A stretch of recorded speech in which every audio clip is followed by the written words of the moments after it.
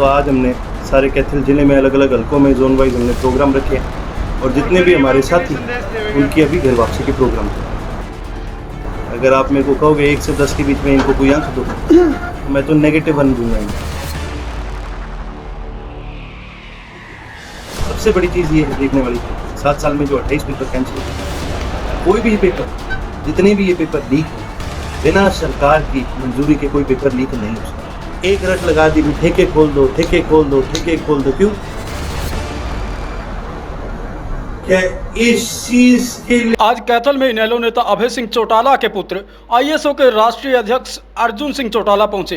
कैथल में विभिन्न कार्यक्रमों में शिरकत करते हुए आईएसओ के राष्ट्रीय अध्यक्ष अर्जुन चौटाला ने आर के फार्म में पत्रकार वार्ता की। इस मौके पर पार्टी के प्रदेश महासचिव अशोक जैन, जिला प्रधान राजा माजरा, अनिल तंवर क्योड़क एवं बहुत से इनेलो के कार्यकर्ता मौजूद रहे।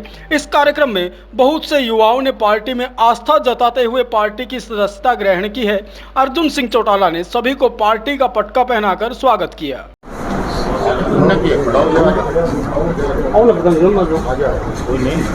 आप निकला तो कुर्सी निकल दी है, छोटी कुर्सी दे दे। बस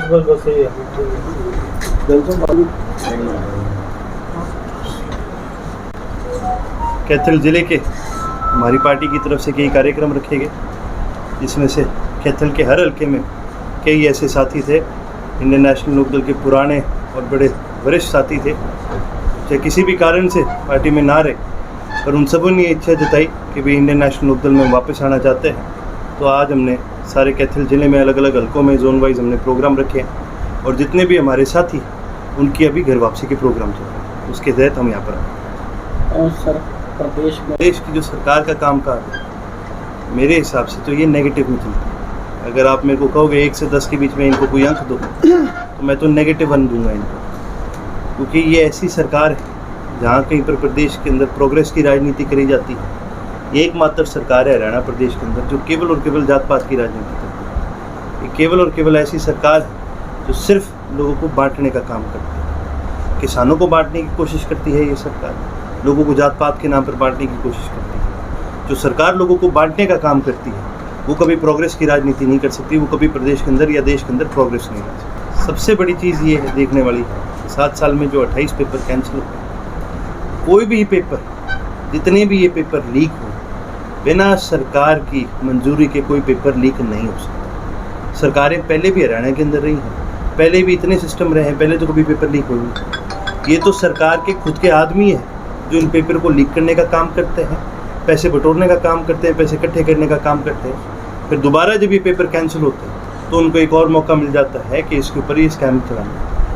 आज के दिन हरियाणा के अंदर इससे ज़्यादा निंदा की क्या बात होगी कि सारे पूरे देश के अंदर सबसे ज़्यादा अगर बेरोज़गारी की मात्रा अगर कहीं पर है तो हरियाणा प्रदेश के अंदर है। 28% से ज़्यादा आज के दिन हमारे प्रदेश के 28% जो युवा हैं वो बेरोज़गार है। लेकिन सरकार इतनी नाकाम है कि आज भी उन साथियों को रोज़गार नहीं दे सकती। और उससे भी ज़्यादा बड़ा आपको एक स्कैम बताता हूँ। जब कांस्टेबल के पेपर जब अनाउंस हुए थे, 8 लाख एप्लीकेंट थे। उन सभी एप्लीकेंट की जितनी एप्लीकेशन की फ़ीस थी ये प्राइवेट कंपनी को दी गई थी। प्राइवेट कंपनी ने पैसे तो सबके इकट्ठे करे थे, लेकिन किसी भी एप्लीकेंट को पेपर कैंसिल होने की वजह से रिफंड नहीं मिला। अब दोबारा जब ये निकलेंगे तो दोबारा प्राइवेट कंपनी के माध्यम से ये अपने ही आदमियों की प्राइवेट कंपनी चालू करवाते हैं और उन्हीं के माध्यम से ये फिर पैसे बटोरने का काम करते हैं। इसके लिए कई ऐसे दल हैं जो वहाँ पर पहुँच चुके हैं और वो राजनीति करने का काम कर रहे हैं। लेकिन आज भी मेरा एक मानना है, मैं तो खुद बॉर्डर पे इतना टाइम लगाया, मेरी एक चीज़ देखी हुई है कि जो लोग मंच संभालते हैं, ज़रूरी नहीं है कि सारे किसान उनके साथ।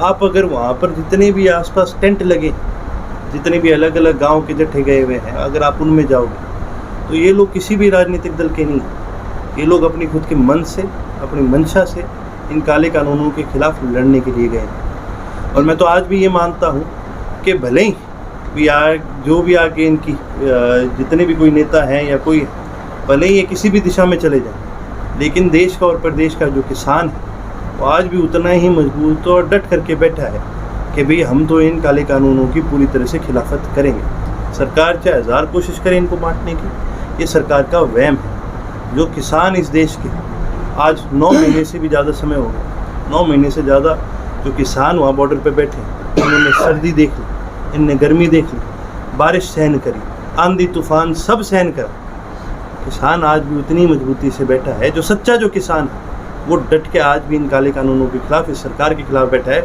और ये तो मैं एक चीज़ मानता हूँ, सरकार की बहुत बहुत बड़ी गलतफहमी है जो सरकार आज हाथ पे हाथ रख के बैठी है। सरकार को किसानों की मांग माननी भी चाहिए और किसानों की बात सुननी भी चाहिए। तो जी पहले क्या करते थे, ये तो है ही खाओ।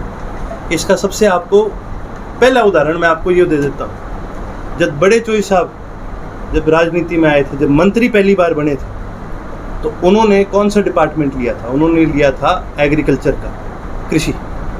क्योंकि उन्होंने हमेशा एक वादा किया था लोगों को कि भाई मैं किसानों के साथ हूँ और किसान ही मेरा पहला धर्म है, मेरा कर्म है, मैं कर्म से किसान हूँ, किसानों के लिए मैं काम करना चाहता हूँ। जब देश में उप प्रधानमंत्री बने तब भी उन्होंने जो डिपार्टमेंट अपने पास रखा वो कृषि का था। और जो जेजेपी के जो उप मुख्यमंत्री बने, इनने तो मांगी सारे रुपये वाले डिपार्टमेंट थे। और वो भी जब सारे प्रदेश में, सारे देश के अंदर लॉकडाउन लग गया था, जब महामारी इतनी ज़्यादा बढ़ गई थी कि भाई लोगों को घर से बाहर निकलना उनके लिए दुर्बल हो रखा था, कितनी डेथ हुई, कितना नुकसान हुआ है देश को, प्रदेश को, एक रट लगा दी भी ठेके खोल दो, ठेके खोल दो, ठेके खोल दो। क्यों? क्या इस चीज़ के लिए बड़ी चोई साहब की फ़ोटो लगाए फिरते हैं अपने पोस्टों पे? जननायक चौधरी देवीलाल होते तो कभी भी प्रदेश के अंदर ऐसी स्थिति ना आने देते। तो ये तो केवल उनके नाम का दुरुपयोग करते हैं। ये तो ऐसे लोग हैं जिनका मन ही सिर्फ यही, जो आज भी सत्ता के अंदर बैठे हैं तो सिर्फ एक ही कारण से ये बैठे हैं, क्योंकि इनको 9 महकमे जो दे रखे। वरना हरियाणा की जनता ने खुल करके इनका विरोध करा, हरियाणा की जनता ने खुल करके इनको बोला कि भाई तुम इस सरकार को छोड़ दो। बहाना इनके पास ये, अभी हमारे छोड़ने से क्या फ़र्क पड़ता है? अरे मेरे पिताजी ने इस्तीफ़ा दिया, एक इंसान के इस्तीफे से फ़र्क नहीं पड़ता, लेकिन इस्तीफ़ा दे करके उन्होंने हरियाणा प्रदेश के किसानों को, सभी साथियों को ये साबित कर दिया कि भाई जो सरकार इन गलत कानूनों में भाई लोगों को दबाने का काम करी, उस सरकार का मैं हिस्सा नहीं रह सकता। प्रोटेस्ट उन्होंने करी और सही मायने में जनता के बीच में जाने का उन्होंने काम किया। आज हमारे कई साथी अभी शामिल वाले सारे प्रोग्राम आगे आएंगे, हम आपको पूरी लिस्ट दे देंगे जितने भी हमारे साथी हैं, क्योंकि कई साथी हैं। और संगठन को मजबूत करने के लिए सबसे पहली जो चीज़ होती है वो होता है वर्कर का मान और सम्मान। संगठन के जो आपके साथी हैं उनका मान और सम्मान। चौधरी ओम प्रकाश चौटाला ने अपना एक एक कार्यकर्ता का मान और सम्मान सबसे आगे रखने का काम किया, और उसका नतीजा आज ये है कि आज हमें गांव-गांव जाने की जरूरत नहीं पड़ रही। गांव-गांव से हमारे पास फ़ोन आया करते हैं कि जी हमारे गांव आओ।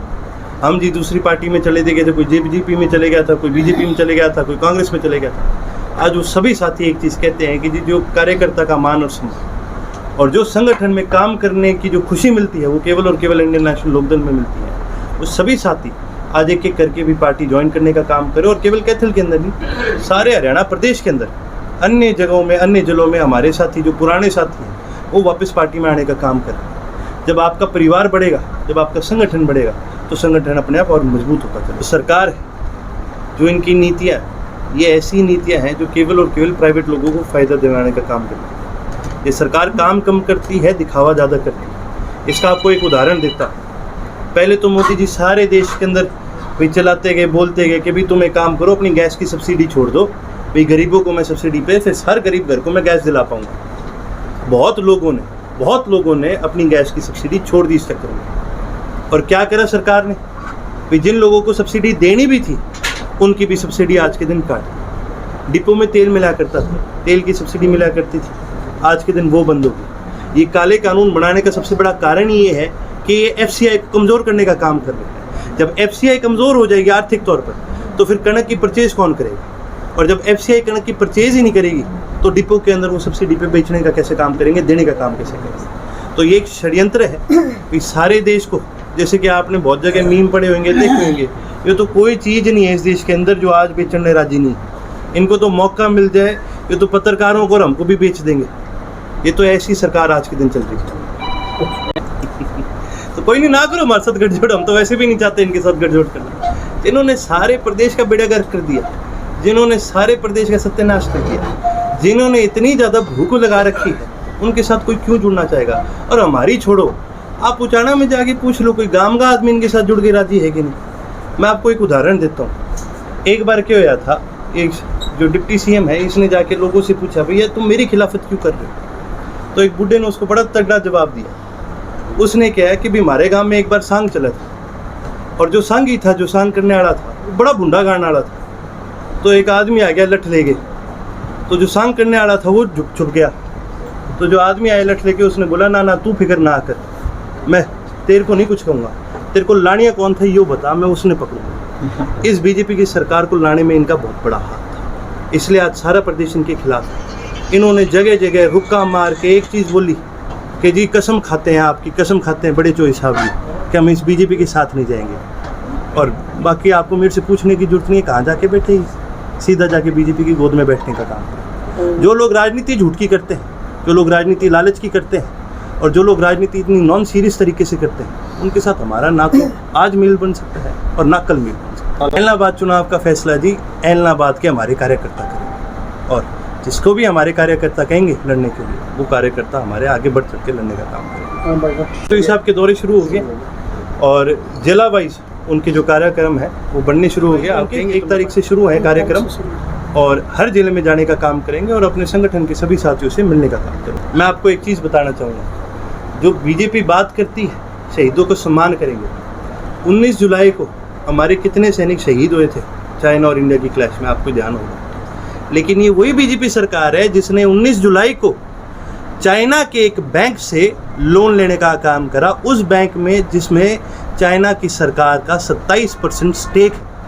एक तरफ ये तिरंगा यात्रा निकालते हैं उन शहीदों के लिए जो शहीद हुए हैं, और दूसरी तरफ उन्हीं शहीदों का ये अपमान करने का काम करते हैं, उसी देश से उधार लेकर जिस देश की वजह से हमारे सैनिक शहीद हुए थे। तो ये तो बिल्कुल जो आपके तो एक हिपोक्रेसी का काम कराया है इन्होंने, और हम तो जी इसकी निंदा करते हैं। जो लोग सच्ची में देश के गद्दार हैं उनको तिरंगा यात्रा नहीं निकालनी चाहिए, उनको तो जनता के बीच में जाके लोगों से सबसे पहले माफ़ी मांगनी चाहिए। सभी हमारे पुराने साथी, और जो भी पुराना साथी, क्योंकि हमारे परिवार की लगा लो, इंडियन नेशनल लोकदल का एक कार्यकर्ता हमारे परिवार का है। कोई भी सदस्य हमारे परिवार में वापस आओगा तो भी परिवार का आप हिस्सा हो, परिवार में आओ और परिवार में